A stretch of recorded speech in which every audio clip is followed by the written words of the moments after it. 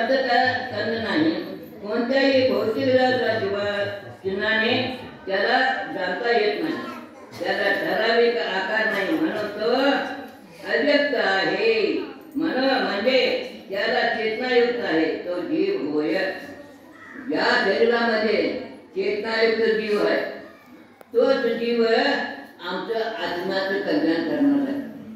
जीवाचं आमचं कल्याण कोण करणार नाही. आम्ही तुम्ही सगळं काय हे सगळं बघ काय आहे, सगळं माया बाजार आहे. हे माया बाजारात आम्ही ठरवले. या माया बाजारातून सुटका करून घ्यायला पाहिजे प्रत्येकाने. तर काय करायला पाहिजे, तर गुणाने युक्त असणे हे आकार हे साकार होते. पण जीव निराकार आहे.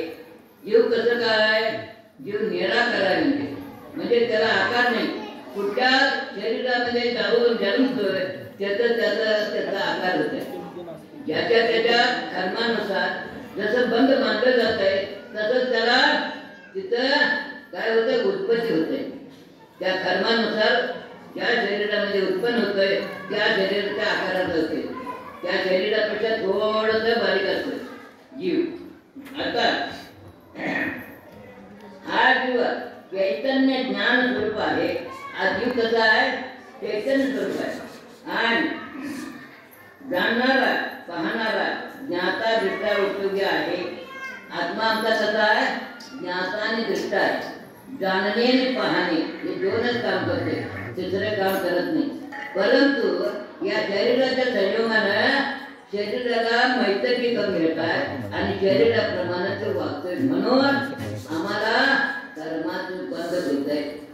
कशामुळे होत आहे आम्हाला कर्म, कशामुळे येत आहे, मन वचन आणि काया याच्या हलनचलनमुळे आणि या शरीराच्या पंचेंद्रियामुळे हे कर्म आमच्याकडे येऊ शकते. आजपर्यंत आम्ही या 5 इंद्रियाच्या सुखासाठी रात्रंदिवस धडपडून राबायला नाही. कोणासाठी राबायचा, पंचेंद्रियासाठी का आत्म्यासाठी.